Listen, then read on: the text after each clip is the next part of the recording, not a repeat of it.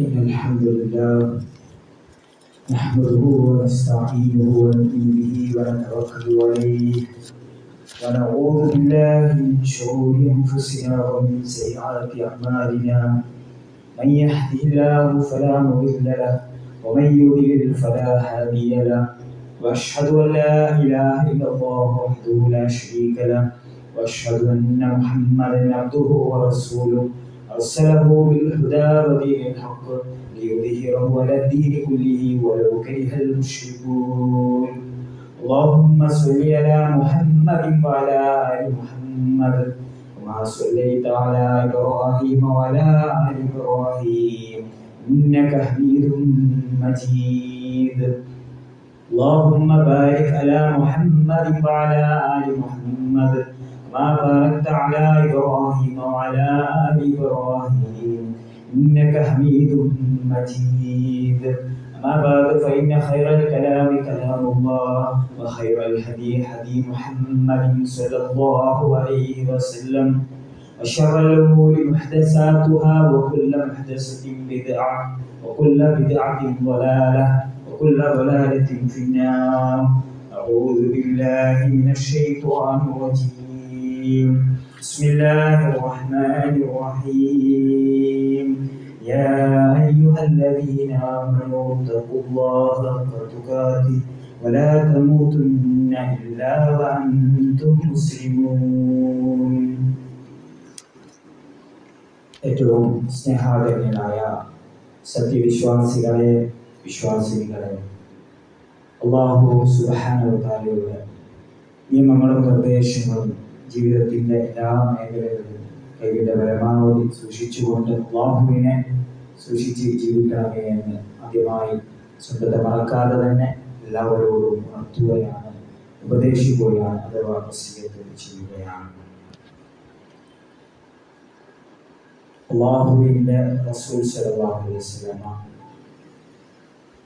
നമുക്ക് ഏറ്റവും പ്രിയപ്പെട്ട നമ്മുടെ ഹബീബായ റസൂലായ പ്രവാചകൻ സ്വല്ലല്ലാഹു അലൈഹി വസല്ലമ പലപ്പോഴായിക്കൊണ്ട് വിശ്വാസികൾക്ക് വേണ്ടി പല ഉപദേശങ്ങളും അവിടുന്ന് നമുക്ക് നൽകിയിട്ടുണ്ട്. ഹദീസുകളിൽ നമുക്ക് അത് ധാരാളമായി കാണാം. ഒരിക്കൽ പ്രവാചകൻ സ്വല്ലല്ലാഹു അലൈഹി വസല്ലമ ഒരു സ്വഹാബിക്ക് വളരെ ചുരുക്ക രൂപത്തിൽ എനിക്ക് അങ്ങ് എന്നെ ഒന്ന് ഉപദേശിക്കൂ എന്ന് പറഞ്ഞ ഒരു സ്വഹാബിയോട് അല്ലാഹുവിൻ്റെ റസൂൽ സ്വല്ലല്ലാഹു അലൈഹി വസല്ലമ നൽകിയ 3 ഉപദേശങ്ങൾ ഇബ്നു മാജ റിപ്പോർട്ട് ചെയ്യുന്ന ഒരു ഹദീസിൽ നമുക്ക് കാണാം. വളരെ പ്രസക്തമായ, അർത്ഥവത്തായ, വളരെ നമ്മുടെ ജീവിതത്തിൽ അത്യാവശ്യമായി നമ്മൾ അറിഞ്ഞിരിക്കേണ്ട വളരെ വിലപ്പെട്ടതാണ് ആ ഒരു 3 ഉപദേശം. ആ ഒരു ഹദീസ് ഇങ്ങനെയാണ്: അൻ അബി അയ്യൂബ് قال جاء رجل إلى النبي صلى الله عليه وسلم فقال يا رسول الله. ഒരു മനുഷ്യൻ അല്ലാഹുവിന്റെ റസൂലിന്റെ അടുത്തേക്ക് വന്നിട്ട് അല്ലാഹുവിന്റെ റസൂലിനോട് പറഞ്ഞു, യാ റസൂലല്ലാഹ് അല്ലിംനി വഊജിസ്. അല്ലാഹുവിന്റെ റസൂലേ, എന്നെ ഒന്ന് പഠിപ്പിക്കൂ, എന്നെ ഒന്ന് ഉപദേശിക്കൂ. അല്ലാഹുവിന്റെ റസൂൽ പറഞ്ഞു, ഖാല കുംത ഫി സ്വലാതിക ഫസല്ലി സ്വലാതൻ മുവദ്ദിഅ വലാ തകല്ലം ബികലാമിൻ തഅ്തസിറു മിൻഹു വഅജ്മിഉൽ യഅസ അമ്മാ ഫിന്നാസ്. അതിൽ ഒന്നാമത്തെ ഉപദേശം, ഇദാ കുംത ഫി സ്വലാതിക ഫസല്ലി സ്വലാതൽ മുവദ്ദിഅ.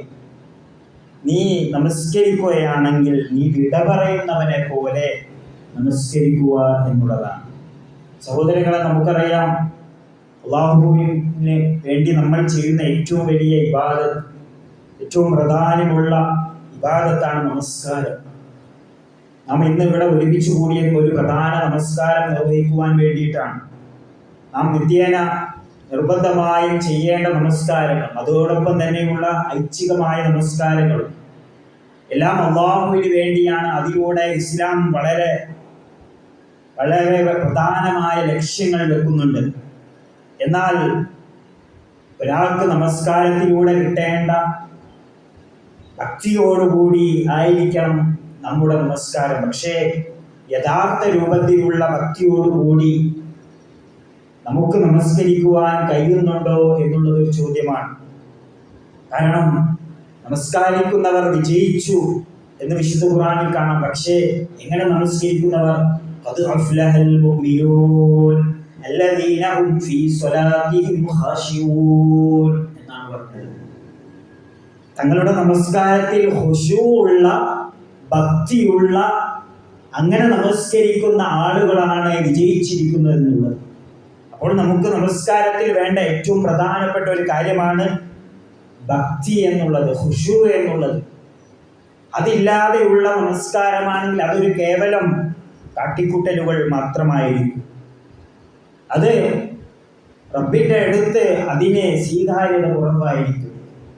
അത് നമസ്കാരം കൊണ്ടുണ്ടാവേണ്ട ലക്ഷ്യങ്ങൾ അതിലൂടെ നമുക്ക് ലഭിക്കാതെ പോകുന്നു. അതിനാൽ നമ്മുടെ നമസ്കാരം ഖുശൂഉള്ള, ഭക്തിയുള്ള, ഭയഭക്തിയുള്ള നമസ്കാരമാക്കി തീർക്കുവാൻ നമ്മൾ ബോധപൂർവം ശ്രദ്ധിക്കേണ്ടതുണ്ട്. അങ്ങനെ നമസ്കാരത്തിൽ ശ്രദ്ധയില്ലാതെ, യാതൊരു ഭക്തിയുമില്ലാത്ത നമസ്കാരം കുറിച്ച് വളരെ ശക്തമായ രീതിയിലാണ് വിശുദ്ധ ഖുർആൻ അല്ലാഹു സുബ്ഹാനഹു വ തആല നമ്മോട് പറയുന്നത്. നമുക്കറിയാം, അങ്ങനെ നമസ്കരിക്കുന്ന ആളുകളുടെ സവിശേഷത.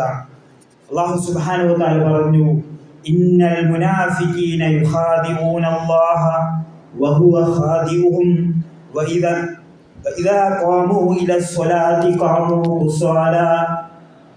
കുസാലാ യുറാഊന അന്നാസ വലാ യദ്കുറൂന അല്ലാഹ ഇല്ലാ ഖലീലാ. കപടവിശ്വാസികളുടെ, മുനാഫിഖീങ്ങളുടെ നമസ്കാരത്തെക്കുറിച്ച് അല്ലാഹു സുബ്ഹാനഹു വ തആല പറഞ്ഞപ്പോൾ അല്ലാഹു പറയുകയാണ്, കപടവിശ്വാസികളുടെ സ്വഭാവത്തെക്കുറിച്ച് അവർ അല്ലാഹുവിനെ വഞ്ചിക്കുകയാണ്. അവർക്ക് യഥാർത്ഥ രൂപത്തിലുള്ള വിശ്വാസമില്ല, പക്ഷെ ആളുകളുടെ മുമ്പിൽ വിശ്വാസിയാകളായിട്ട് നടക്കുകയാണ്. അന്നും പ്രവാചകൻ സല്ലല്ലാഹു അലൈഹി വസല്ലമയുടെ കാലത്തും ഒരുപാട് മുനാഫിഖീങ്ങൾ പ്രവാചകനോടൊപ്പം ജീവിച്ചിരുന്നു. അവരെ കുറിച്ച് ആരുടെയൊക്കെ ആ ലക്ഷണങ്ങളുണ്ടോ അവരെല്ലാം ആ നിഫാഖിന്റെ, മുനാഫിഖീങ്ങളുടെ സ്വഭാവത്തിൽ പെടും. വളരെ സൂക്ഷിക്കേണ്ട കാര്യമാണ്. അവരുടെ സവിശേഷതകളെ കുറിച്ച് അള്ളാഹു പറയുകയാണ്, അവർ അള്ളാഹുവിനെ വഞ്ചിക്കുകയാണ്. എന്നാൽ അവരെയാണ് വഞ്ചിച്ചു കൊണ്ടിരിക്കുന്നത്. അവർ സ്വയം വഞ്ചിതരായിക്കൊണ്ടിരിക്കുകയാണ്. എന്നിട്ട് അള്ളാഹ് അവരുടെ സവിശേഷത പറയുകയാണ്, അവർ നമസ്കരിക്കാൻ നിന്നാൽ മടിയന്മാരായിക്കൊണ്ടായിരിക്കും സഹോദരങ്ങളെ നമസ്കരിക്കുക. മടിയന്മാരായിക്കൊണ്ട് നമസ്കരിക്കും. മാത്രമല്ല അവർ ജനങ്ങളെ, ആളുകളെ കാണിക്കുവാൻ വേണ്ടിയിട്ടാണ് നമസ്കരിക്കുന്നത്. ആളുകളുടെ മുമ്പിൽ ആളുകളുടെ തൃപ്തി കിട്ടാൻ, ആളുകളുടെ പേര് കിട്ടാൻ, ആളുകളുടെ തൃപ്തിക്ക് വേണ്ടി, അല്ലെങ്കിൽ ആളുകളുടെ മുമ്പിൽ എന്ത് വിചാരിക്കും എന്നൊക്കെ വിചാരിച്ചുകൊണ്ട് അങ്ങനെ ആളുകൾക്ക് വേണ്ടി നമസ്കരിക്കുന്നവരായിരിക്കും അവർ. മടിയന്മാരായിക്കൊണ്ട് നമസ്കരിക്കുന്നവരാണ് അവർ. അവർ അല്പം മാത്രമേ അള്ളാഹുവിനെ ഓർക്കുകയുള്ളൂ എന്ന്. സഹോദരങ്ങളെ, നമ്മൾ ഈ പറഞ്ഞ പോയിന്റുകൾ വളരെ കൃത്യമായ രീതിയിൽ അടിവരയിടേണ്ടതുണ്ട്. ഈ നമ്മുടെ നമസ്കാരം ഈ രൂപത്തിലേക്കാകുന്നു എന്ന് ഞാൻ നിങ്ങളും ചിന്തിക്കേണ്ടതുണ്ട്. കാരണം നമസ്കാരത്തിന്റെ ലക്ഷ്യം എന്താണ്? എന്തിനാണ് നമസ്കാരം? നമുക്ക് എല്ലാ അനുഗ്രഹങ്ങളും നൽകിയ, നമുക്ക് ജീവിതം നൽകിയ അള്ളാഹുവിനെ ഓർക്കുവാൻ വേണ്ടിയിട്ടല്ലേ നമസ്കാരം. എന്നെ ഓർക്കുവാൻ വേണ്ടിയിട്ട് നിങ്ങൾ നമസ്കരിക്കുക എന്നതാണ് അള്ളാഹു സുബ്ഹാനഹു വ തആല പറയുന്നത്. പക്ഷേ നമ്മൾ അള്ളാഹുവിനെയാണോ നമസ്കാരത്തിൽ ഓർക്കുന്നത്, അല്ലെങ്കിൽ മറ്റു പല കാര്യങ്ങളുമാണോ ഓർക്കുന്നത് എന്ന് ഞാനും നിങ്ങളും സഹോദരങ്ങളെ ചിന്തിക്കുക. അതാണ് നമസ്കാരത്തിന്റെ പ്രധാന ലക്ഷ്യമെന്ന്, പടച്ച തമ്പുരാനെ ഓർക്കുവാൻ വേണ്ടിയിട്ട്. അതിനാണ് നമസ്കാരം. പക്ഷേ ആ ഒരു നമസ്കാരത്തിൽ ആ ഒരു ബോധം നമുക്ക് നഷ്ടപ്പെടുന്നുവോ എന്ന് നമ്മൾ ചിന്തിക്കണം. അള്ളാഹുവിന്റെ മുമ്പിലാണ് നിൽക്കുന്നത് എന്നുള്ള, ലോക സൃഷ്ടാവായ, ലോകം നിയന്ത്രിക്കുന്ന സർവശക്തനായ പടച്ച തമ്പുരാന്റെ മുമ്പിലാണ് ഞാൻ നിൽക്കുന്നത്. അവനോടാണ് ഞാൻ സംഭാഷണം നടത്തിക്കൊണ്ടിരിക്കുന്നത്. അള്ളാഹുവിനോടുള്ള സംസാരിക്കുന്ന ഒരു സന്ദർഭമാണ് നമസ്കാരം എന്നുള്ളത്. നമ്മൾ അള്ളാഹുവിനെ കാണുന്നില്ലെങ്കിലും പടച്ച തമ്പുരാൻ നമ്മെ കണ്ടുകൊണ്ടിരിക്കുകയും നമ്മൾ പറയുന്ന ഓരോന്നിനും അള്ളാഹു ഉത്തരം ചെയ്യുകയും ചെയ്യുന്ന ഒരു മഹത്തായ ഒരു സംഭവമാണ് നമസ്കാരം എന്നുള്ളത്. ഒരു അടിമ തൻ്റെ നാഥനുമായി കൊണ്ടുള്ള ഒരു സംഭാഷണമാണ് നമസ്കാരം. പക്ഷേ നമുക്ക് ഈ ബോധ്യം പലപ്പോഴായിക്കൊണ്ട് നഷ്ടപ്പെടുന്നു. നമ്മൾ അതിൽ ഭക്തിയില്ലാതെ മാറുന്നു. നമ്മൾ നമസ്കാരത്തിൽ വളരെ അലസമായി തീരുന്നു എന്ന് നമ്മൾ ചിന്തിക്കേണ്ടതുണ്ട്. അങ്ങനെ അള്ളാഹുവിൻ്റെ മുമ്പിലാണ് കൃത്യമായ രീതിയിൽ നിൽക്കുന്നത് എന്നുള്ള ബോധം, നമ്മൾ പറയുന്നതിനെ കുറിച്ചുള്ള കൃത്യമായ ബോധ്യം, ആ ഒരു ആശയം നമുക്ക് അള്ളാഹുവിനോടാണ് നമ്മൾ പറയുന്നത്, ഇന്നെന്ന പ്രാർത്ഥന, ഇന്നെന്ന കാര്യങ്ങളാണ് ഞാൻ പറഞ്ഞുകൊണ്ടിരിക്കുന്നത് എന്നുള്ള ഒരു ബോധ്യം ഉണ്ടാകുമ്പോൾ അയാൾക്ക് നമസ്കാരത്തിൽ ഭക്തി വർദ്ധിപ്പിക്കുവാൻ അത് സാധിക്കും. അങ്ങനെയാണ് അള്ളാഹുവിന്റെ റസൂൽ സല്ലല്ലാഹു അലൈഹി വസല്ലമ അള്ളാഹുവിനോട് ചില കാര്യങ്ങളെ കുറിച്ച് രക്ഷ തേടി. അല്ലാഹുമ്മ ഇന്നി അഊദു ബിക, അല്ലാഹുവേ ഞാൻ നിന്നോട് ശരണം തേടുകയാണ്. മിൻ ഖൽബിൻ വലാ യഖ്ശൗ, ഭക്തിയില്ലാത്ത ഖൽബിനെ തൊട്ട്, ഭക്തിയില്ലാത്ത ഹൃദയത്തെ തൊട്ട് അള്ളാഹുവിനോട് അള്ളാഹുവിന്റെ റസൂൽ സല്ലല്ലാഹു അലൈഹി വസല്ലമ രക്ഷ തേടി. ആലോചിച്ച് നോക്കൂ, ഭക്തിയില്ല എങ്കിൽ ആരാധനകളെല്ലാം കേവലം അതൊരു ചടങ്ങായിക്കൊണ്ട് മാറും. അതേപോലെ വലാ യഖ്ശൗ വമിൻ നഫ്സിൻ വലാ തശ്ബഉ, ദുരാഗ്രഹമുള്ള മനസ്സ്, അതിൽ നിന്ന് അള്ളാഹുവിനോട് രക്ഷ തേടും. വമിൻ ഇൽമിൻ, അറിവിനെ തൊട്ട്, വലാ യൻഫഉ, ഉപകാരമില്ലാത്ത അറിവിനെ തൊട്ട്, വമിൻ ഖൗലിൻ ലാ യസ്മഉ, സ്വീകരിക്കാത്ത പ്രാർത്ഥനയെ കുറിച്ച് അള്ളാഹുവിന്റെ റസൂൽ സല്ലല്ലാഹു അലൈഹി വസല്ലം അള്ളാഹുവിനോട് രക്ഷ ചോദിക്കാറുണ്ടായിരുന്നു. അതുകൊണ്ട് സഹോദരങ്ങളെ, ഭക്തി കുറയുന്നത്, ഖുശൂ കുറയുന്നത് നമ്മൾ വളരെയധികം ശ്രദ്ധിക്കണം. അതുകൊണ്ടാണ് അള്ളാഹുവിന്റെ റസൂൽ സല്ലല്ലാഹു അലൈഹി വസല്ലം നൽകിയ ഒന്നാമത്തെ ഉപദേശത്തിൽ പറഞ്ഞത്, നീ വിടവാങ്ങുന്നവനെ പോലെ നമസ്കരിക്കുക എന്നുള്ളത്. നമുക്കറിയാം, ഓരോ നമസ്കാരവും ആ നമസ്കാരം അള്ളാഹുവിനുള്ളതാണ്. ആ നമസ്കാരം കഴിഞ്ഞാൽ നമ്മൾ ആ നമസ്കാരം പൂർത്തിയാക്കുമോ എന്ന് പോലും നമുക്കറിയില്ല. നമുക്കറിയാമല്ലോ, ഇന്നലെ ഒരു ദിവസം മുമ്പ് ഒരു സഹോദരൻ, നമ്മുടെ പ്രവാസിയായ ഒരു സഹോദരൻ നമസ്കാരത്തിന്റെ ഇടയിലാണ് മരിച്ചത്. നമ്മൾ നമസ്കരിക്കുന്ന നമസ്കാരം അത് പൂർത്തിയാക്കുമോ എന്ന് പോലും നമുക്കറിയാത്ത അവസ്ഥയാണ് സഹോദരങ്ങളെ. അതുകൊണ്ട് ആ ഒരു കൃത്യമായ രീതിയിൽ അള്ളാഹുവിനെ ഓർത്തുകൊണ്ട്, ഇനി എനിക്ക് നമസ്കരിക്കുവാൻ സാധിക്കില്ലെങ്കിലോ, ഇനി എനിക്ക് വേണ്ടി മറ്റുള്ളവരാണ് നമസ്കരിക്കുന്നതോ എന്ന ചിന്തയോടുകൂടി നമസ്കരിക്കണമെന്നാണ് പ്രവാചകൻ സല്ലല്ലാഹു അലൈഹി വസല്ലം പറഞ്ഞിട്ടുള്ളത്. അതുപോലെ രണ്ടാമത്തെ ഉപദേശമായി കൊണ്ട് പറഞ്ഞത്, വലാ തകല്ലമ ബികലാമിൻ തഅ്തസിറു മിൻഹു, നീ നിനക്ക് പറഞ്ഞതിന് ശേഷം, സംസാരിച്ചതിന് ശേഷം നീ ഖേദിക്കുന്ന തരത്തിൽ നീ സംസാരിക്കരുത് എന്നുള്ളതാണ്. അഥവാ നല്ല വാക്ക് പറയണം എന്നുള്ളതാണ്. പലപ്പോഴായിക്കൊണ്ട് സ്വഭാവത്തിൽ ഏറ്റവും പ്രധാനപ്പെട്ട ഒരു കാര്യമാണ് സംസാരം എന്നുള്ളത്. എടുത്തു ചാട്ടിയുള്ള സംസാരങ്ങൾ പലപ്പോഴും നമുക്ക് പല കുഴപ്പങ്ങളും ഉണ്ടാവാറുണ്ട്. നമ്മുടെ ബന്ധങ്ങൾ അകലുന്നതും പ്രശ്നങ്ങൾ വരുന്നതും ഒക്കെ നമ്മുടെ സംസാരങ്ങളിലൂടെയാണ്. അതുകൊണ്ടാണ് സത്യവിശ്വാസികളോട് അല്ലാഹു സുബ്ഹാനഹു വ തആല പറഞ്ഞത്, യാ അയ്യുഹല്ലദീന ആമനൂ തഖുല്ലാഹ വഖൂലൂ ഖൗലൻ സദീദാ, നിങ്ങൾ സത്യവിശ്വാസികളെ നിങ്ങൾ അള്ളാഹനെ സൂക്ഷിക്കണം കേട്ടോ എന്ന് പറഞ്ഞതിന് ശേഷം പറഞ്ഞത് വഖൂലൂ ഖൗലൻ സദീദാ, നിങ്ങൾ നല്ല വാക്ക് പറയണം കേട്ടോ. അങ്ങനെയാണെങ്കിൽ യുസ്ലിഹ് ലക്കും അഅമാലക്കും, നിങ്ങളുടെ കർമ്മങ്ങൾ അവൻ നന്നാക്കി തരും. വയഗ്ഫിർ ലക്കും ദുനൂബക്കും, നിങ്ങളുടെ പാപങ്ങൾ അല്ലാഹു പുറത്തു തരുമെന്നാണ് പറഞ്ഞിട്ടുള്ളത്. അപ്പോൾ നമ്മുടെ സംസാരങ്ങൾ അത് നീ സൂക്ഷിക്കണം. സംസാരിച്ചതിന് ശേഷം പ്രശ്നങ്ങൾ ഉണ്ടായിക്കൊണ്ട് ഖേദിച്ചിട്ട് കാര്യമില്ല, അതിനെ നീ സൂക്ഷിക്കണം എന്നാണ് പ്രവാചകൻ സല്ലല്ലാഹു അലൈഹി വസല്ലം പറഞ്ഞത്. അതുപോലെ തന്നെ ഇന്ന് സോഷ്യൽ മീഡിയകളിലൂടെ നമ്മൾ നാവുകൊണ്ട് സംസാരിക്കുന്നില്ലെങ്കിലും പലപ്പോഴായിക്കൊണ്ട് നമ്മളിടുന്ന കമന്റുകളും ഷെയറുകളും പലപ്പോഴായിക്കൊണ്ട് അതെല്ലാം പല ആളുകളിലേക്ക്, ഒരുപാട് ആളുകളിലേക്ക് എത്തുന്നു എന്നുള്ള ഒരു വിചാരം അത് ഉപയോഗിക്കുന്ന ആളുകൾക്ക് നമുക്ക് ഉണ്ടാവണം സഹോദരങ്ങളെ. അതാണ് ഏറ്റവും പ്രധാനമായിക്കൊണ്ട് നമ്മുടെ വാക്കുകൾ നമ്മൾ പറയുന്നത് സൂക്ഷിക്കണമെന്ന് പറയുന്നത്. നാവ്, കാരണം നമുക്കറിയാം നരകത്തിലേക്ക് ആളുകളെ എത്തിക്കുന്ന ഒരു അവയവമാണ്, കൂടുതൽ എത്തിക്കുന്ന ഒരു അവയവമാണ് നാവ് എന്ന് പറയുന്നത്. ഒരു മുസ്ലിമിന്റെ വാക്കുകൾ അവർ മറ്റുള്ളവനെ ഉപദ്രവിച്ചു കൊണ്ടായിരിക്കരുത്. മൻസലിമൽ മുസ്ലിമൂൻ, ഏറ്റവും നല്ല മുസ്ലിമാരാണ്, ഏറ്റവും നല്ല സത്യവിശ്വാസികൾ ആരാണ്? മിൻ ലിസാനിഹി വയദിഹി, തൻ്റെ നാവിൽ നിന്ന് ഒരു മറ്റു മുസ്ലിങ്ങൾ രക്ഷപ്പെട്ടവനാണ്. നാവിൻ്റെയും കൈയിൻ്റെയും ഉപദ്രവത്തിൽ നിന്ന് രക്ഷപ്പെട്ടവനാണെന്ന് അല്ലാഹുവിൻ്റെ റസൂൽ സ്വല്ലല്ലാഹു അലൈഹി വസല്ലം പറഞ്ഞു.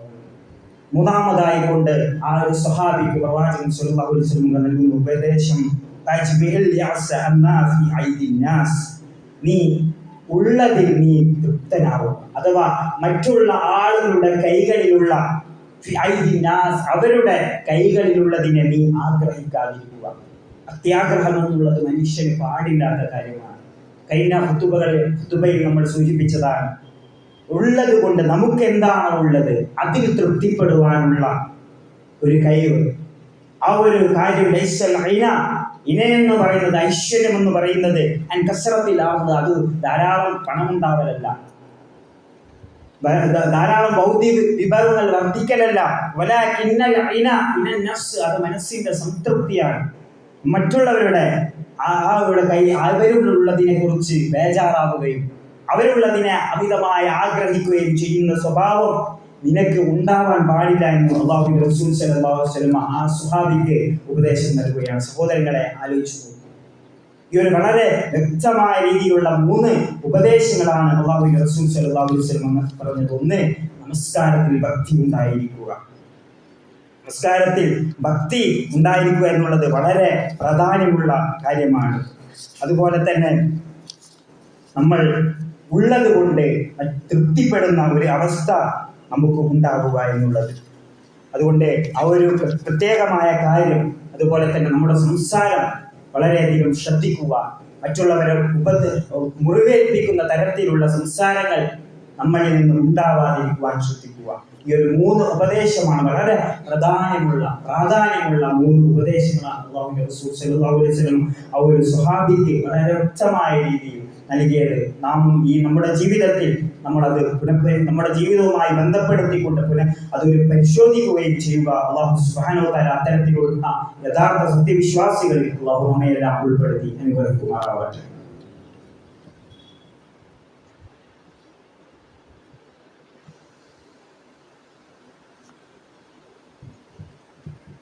അൽഹംദുലില്ലാഹ് വസ്സലാത്തു വസ്സലാമു അലാ റസൂലില്ലാഹി വഅലാ ആലിഹി വസഹ്ബിഹി അജ്മഈൻ. أعوذ بالله من الشيطان الرجيم. بسم الله الرحمن الرحيم. يا أيها الذين آمنوا اتقوا الله حق تقاته ولا تموتن إلا وأنتم مسلمون. ഒരിക്കൽ കൂടി അല്ലാഹു സുബ്ഹാനഹു വ തആലയെ സൂക്ഷിച്ച് ജീവിക്കണമെന്ന് എല്ലാവരോടും ഉണർത്തുകയാണ്, അത് ഉപദേശിക്കുകയാണ്. മറ്റൊരു പ്രധാന കാര്യമാണ്, ഒരു വിശ്വാസിയെ സംബന്ധിച്ചിടത്തോളം ഇസ്ലാം ഏറ്റവും പ്രാധാന്യം നൽകിയ കാര്യമാണ്. ഒന്നാമതായിക്കൊണ്ട് വിശുദ്ധ ഖുർആനിലെ ആയത്ത് തന്നെ വളരെയധികം അത്ഭുതകരമാണ്. ഇഖ്റ എന്നാണ് ഒന്നാമത്തെ അവതരിപ്പിച്ച അല്ലാഹു സുബ്ഹാനഹു വ തആല മാനവർക്ക് മാർഗദർശനമായ വിശുദ്ധ ഖുർആനിന്റെ ഒന്നാമത്തെ വചനം. ഇഖ്റ ബിസ്മി റബ്ബിക്കൽ ലദീ. നമുക്കെല്ലാവർക്കും അറിയാം, വായിക്കുക എന്നുള്ളതാണ്, പഠിക്കുക എന്നുള്ളതാണ് അതിൻ്റെ അർത്ഥമെന്ന് നമുക്കറിയാം. അറിവ് നേടുക എന്നുള്ളത് വിശ്വാസിയെ സംബന്ധിച്ചിടത്തോളം എത്ര വലിയ പ്രാധാന്യമുണ്ട് എന്ന് നമ്മൾ പലപ്പോഴായി മനസ്സിലാക്കിയതാണ്. ത്വലബുൽ ഇൽമു ഫരീദത്തൻ അലാ കുല്ലി മുസ്ലിം. ഒരു മുസ്ലിമിന് അറിവ് നേടുക എന്നുള്ളത് അവൻ്റെ ഐച്ഛികമായൊരു കാര്യമല്ല, അത് വേണമെങ്കിൽ ചെയ്യാവുന്ന ഒരു കാര്യമല്ല, നിർബന്ധമാണ് എന്നാണ് പറഞ്ഞത്. ഒരു വിശ്വാസിയുടെ പ്രാർത്ഥന തന്നെ റബ്ബി സിദ്നി ഇൽമൻ, പഠിച്ചോനെ എനിക്ക് അറിവ് നീ വർദ്ധിപ്പിച്ചു തരണേ എന്നാണ്. അപ്പോൾ അറിവിൻ്റെ വളരെയധികം സ്ഥാനമുണ്ട്. വിശുദ്ധ ഖുർആനിൽ മറ്റൊരു ആയത്ത് നോക്കൂ നിങ്ങൾ. ഖുൽ ഹൽ യസ്തവി അല്ലദീന യഅമലൂന വല്ലദീന ലാ യഅലമൂൻ. അറിവുള്ളവരും അറിവില്ലാത്ത ആളുകളും സമമാണോ എന്നാണ് അല്ലാഹു സുബ്ഹാനഹു വ തആല ചോദിക്കുന്നത്. ഒരിക്കലുമല്ല. അതുകൊണ്ട് സഹോദരങ്ങൾ, അറിവിൻ്റെ പലതരത്തിൽ നാം അറിവ് നേടുന്നത്. അറിവിൻ്റെ ഏറ്റവും പ്രധാനപ്പെട്ട ഒരു സ്രോതസ് എന്ന ഏറ്റവും പ്രധാനപ്പെട്ട ഒരു മാർഗം എന്നുള്ളത് പുരാതന കാലത്തും ഇന്നും ഒക്കെ വായന എന്നുള്ളത് തന്നെയാണ്. ഖിറാഅത്ത് എന്ന് പറയുന്ന വായന, റീഡിങ് എന്നുള്ളത് തന്നെയാണ്. വായനയ്ക്ക് വളരെയധികം വലിയ പ്രാധാന്യമുണ്ട്. അത് ആ ഒരു അറിവിൻ്റെ ഏറ്റവും വലിയ മാർഗമാണ്. എന്നാൽ നമ്മൾ ആ ഒരു അറിവ് കരസ്ഥമാക്കുന്നതിൽ, പ്രത്യേകിച്ച് ഇസ്ലാമികമായ വിജ്ഞാനങ്ങൾ കരസ്ഥമാക്കുന്നതിൽ വായനയിൽ നമ്മൾ കുറഞ്ഞു പോയിട്ടുണ്ടോ എന്ന് നമ്മൾ ചിന്തിക്കണം. പ്രത്യേകിച്ച് സോഷ്യൽ മീഡിയകളും ഇലക്ട്രോണിക് ഉപകരണങ്ങളൊക്കെ വന്നപ്പോൾ മനുഷ്യൻ പലതരം അറിവുകൾ നേടുന്നുണ്ടെങ്കിലും ഒരുപാട് അറിവ് മനുഷ്യന്റെ പണ്ടത്തേതിനേക്കാൾ നമ്മുടെ വിരലുകളിലേക്ക് എളുപ്പമായിട്ടുണ്ടെങ്കിലും പക്ഷേ വളരെ ആഴത്തിലുള്ള ഒരു അറിവ് നേടുവാൻ നമ്മൾ വായനയിൽ നിന്ന് പിറകോട്ട് പോയോ എന്ന് നമ്മൾ ചിന്തിക്കണം. പണ്ടൊക്കെ ഒരുപാട് പുസ്തകങ്ങൾ വായിച്ചിരുന്ന ആളുകൾ ഇന്ന് കുറഞ്ഞ പുസ്തകങ്ങളിലേക്ക് ചുരുങ്ങി. അല്ലെങ്കിൽ പണ്ട് കുറച്ച് പുസ്തകങ്ങൾ മാത്രം വായിച്ച ആളുകൾ ഇന്ന് തീരെ പുസ്തകങ്ങളെ ഒരുപാട് കാലമായിട്ട് പുസ്തകമേ കാണാത്ത അവസ്ഥയിലേക്ക് എത്തി. എന്നാൽ അത് അറിവ് വായന നശിക്കുന്നു എന്നുള്ളത് സമൂഹത്തിന്റെ നാശമാണ് എന്നുള്ളതാണ് ചരിത്രം പരിശോധിച്ചാൽ നമുക്ക് കാണാവുന്നത്. ഏറ്റവും ഇസ്ലാമിക സുവർണ കാലഘട്ടത്തിലെ ഏറ്റവും സുവർണ കാലഘട്ടം എന്നറിയപ്പെടുന്ന അബ്ബാസി കാലഘട്ടം, ഒരുപാട് വർഷങ്ങൾ ഭരിച്ചിരുന്ന അബ്ബാസി ഖലീഫമാരുടെ ഏറ്റവും വലിയ പ്രത്യേകതയായിരുന്നു വലിയ ലൈബ്രറികൾ, ഇസ്ലാമികമായ വിജ്ഞാനങ്ങളും ഭൗതികമായ വിജ്ഞാനങ്ങൾക്കൊക്കെയുള്ള ലൈബ്രറികൾ. അത് ലോകത്ത് തകർത്തപ്പെട്ടപ്പോൾ ഒരുപാട് മാറ്റമാണ് മുസ്ലിം സമുദായത്തിൽ പിന്നെ അതിനുശേഷം വന്നത് എന്ന് നമുക്ക് കാണാം. അതുകൊണ്ട് ഒരു വിശ്വാസി എന്ന നിലയ്ക്ക് ഒരിക്കലും നിങ്ങളും വായനയിൽ നിന്ന് പിറകെ പോയിക്കൂടാ, നമ്മൾ അതിൽ നിന്ന് പിന്മാറിക്കൂടാ.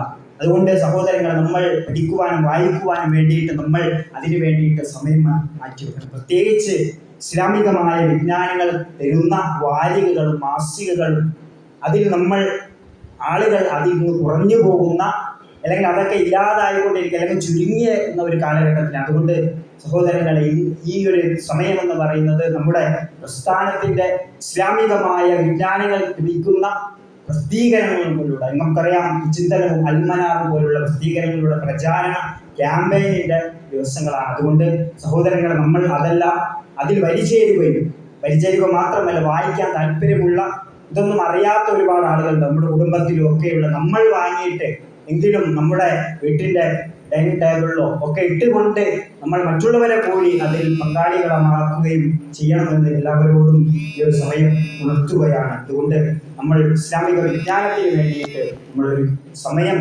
നീക്കിവെക്കണം. അള്ളാഹു അവന്റെ ഇഷ്ടദാസന്മാരെ നമ്മെ എല്ലാം ഉൾപ്പെടുത്തി അനുഗ്രഹിക്കുമാറാവട്ടെ. നമ്മളിൽ നിന്ന് വന്നുപോയ ചെറുതും വലുതുമായ പാപങ്ങൾ അള്ളാഹു നമുക്ക് പുറത്തുമാറാക്കി തീരുമാറാവട്ടെ. നമ്മളിൽ നിന്ന് മരണപ്പെട്ടു പോയ ഒരുപാട് ആളുകളുണ്ട്. അള്ളാഹുവർക്കെല്ലാം ഈ മഗ്ഫിറത്തും റഹ്മത്തും നൽകി അനുഗ്രഹിക്കണം. അള്ളാഹുവെ, രോഗം കൊണ്ട് പ്രയാസപ്പെടുന്ന ഒരുപാട് ആളുകളുണ്ട്. അള്ളാഹുവെ, പലരും പലതരം രോഗങ്ങൾ കൊണ്ട് ബുദ്ധിമുട്ടുന്നവരാണ്. എല്ലാ രോഗവും നിങ്ങൾക്ക് ശിഫയാക്കി തരണം. മാരകമായ രോഗങ്ങളിലും ആപത്തുകളിലും ദുരന്തങ്ങളിലും അള്ളാഹുവെ ഞങ്ങളെ കാത്തുരക്ഷിക്കണം. അള്ളാഹുവെ, ഞങ്ങളുടെ നാടിൽ സമാധാനം ശാന്തിയും നിലനിർത്തി തരണം. അള്ളാഹുവെ, ഞങ്ങളുടെ കുടുംബങ്ങൾക്ക് ഞങ്ങൾക്ക് കൺകുളിർമയുള്ള മക്കളെ നിങ്ങൾക്ക് വാഗ്ദാനം ചെയ്തിട്ടുണ്ട്. اللهم اغفر للمؤمنين والمؤمنات والمسلمين والمسلمات والأحياء منهم والأموات إنك مجيب الدعوات يا قاضي الحاجات. اللهم أجرنا من النار، اللهم أجرنا من النار، اللهم أجرنا من النار. ربنا آتنا في الدنيا حسنة وفي الآخرة حسنة وقنا عذاب النار. ربنا تقبل منا إنك أنت السميع العليم وتب علينا إنك أنت التواب الرحيم. آمين آمين برحمتك يا أرحم الراحمين.